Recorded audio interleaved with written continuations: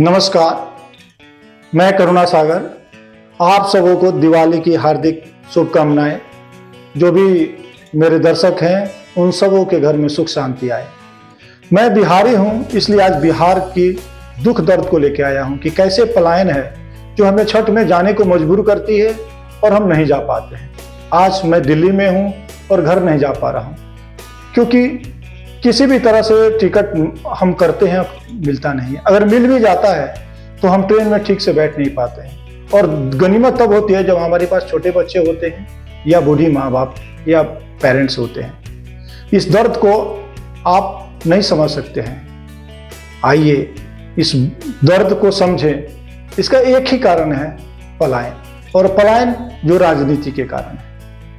आज उत्तर प्रदेश पलायन को रोक रहा है और रोकते हुए बहुत आगे की ओर बढ़ रहा है। हम बिहार और बिहारी दोनों पिछड़ चुके हैं। सोचिए जरा, छठ के बहाने बिहार के गांव फिर से गुलजार हो रहे हैं।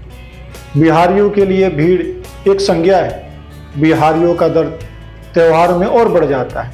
वे भीड़ बनकर निकल पड़ते हैं अपने माटी की ओर, जहां से उन्हें हफ्ते भर बाद फिर लौट जाना होता है, फिर से भीड़ बनकर। बिहारियों का दर्द पलायन है, एक ऐसा दर्द जिसके नाम पर बिहार की राजनीति होती है।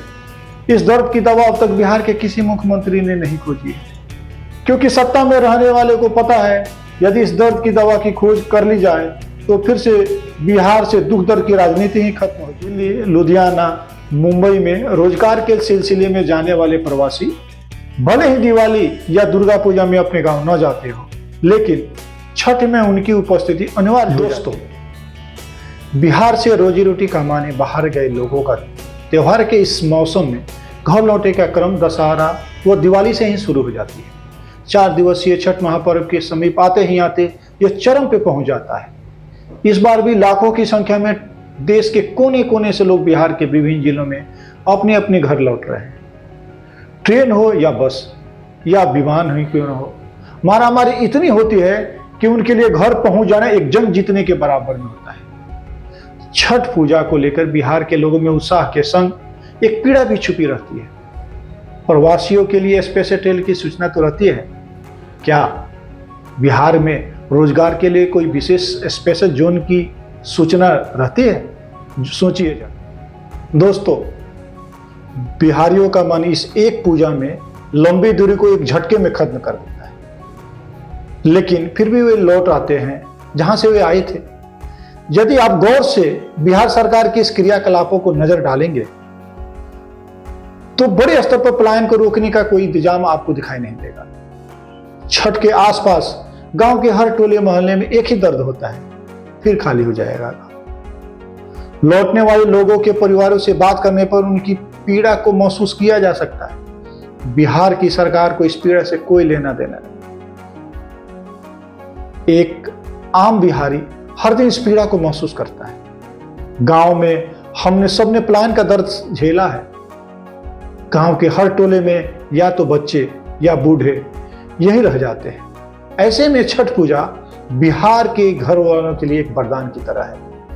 पर्व की बाध्यता ही सही, कुछ हफ्ते के लिए ही सही, लोग घर आ तो रहे हैं।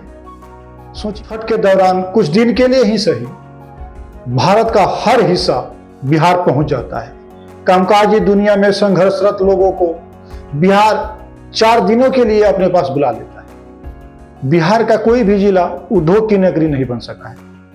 हम आज भी गौतम बुद्ध, चाणक्य, अशोक, पाटलिपुत्र की महिमा में उलझे हुए हैं और ट्रेन की भीड़ बनकर यहां से वहां भागे जा रहे हैं। हमारा वर्तमान उद्योग रोजगार से कोसों दूर केवल जमीन सर्वे, शराबबंदी में उलझा हुआ है। ऐसे में राज्य छोड़ने के अलावा कोई भी रास्ता बिहारी मानस के पास नहीं है। 1990 के दशक से बिहार से पलायन का जो सिलसिला शुरू हुआ वो आज तक जारी है। सामाजिक न्याय के नाम पर बनी राज्य और केंद्र की सरकारों ने बिहार में रोजगार के लिए कुछ भी नहीं किया। दोस्तों, सवाल ये है कि कौन खा गया बिहार के गांव गांव के रोजगार? कारीगरों को मजदूर बनाने में किसका फायदा है?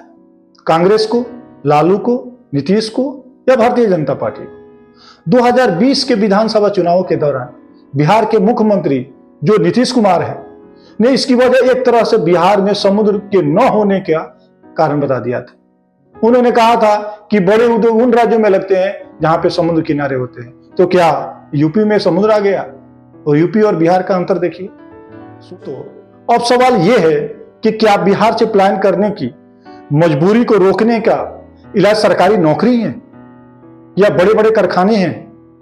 क्या बड़ी इंडस्ट्री के बगैर राज्य में रोजगार की सृजन नहीं हो सकता? क्या विशेष राज्य के दर्जा या केंद्रीय पैकेज के बिना राज्य में बदलाव संभव है? सोचिए जरा। आप अगर बिहारी हैं या अगर आप बिहार को नजदीक से देखते हैं तो आप अपना सुझाव कमेंट्स बॉक्स में दे सकते हैं। धन्यवाद। जो लोग मेरे चैनल पे अगर नए हैं वो कृपया सब्सक्राइब करें, कमेंट्स करें और लाइक करें। शुभ रात्रि। जय छठी मैया, जय बिहार।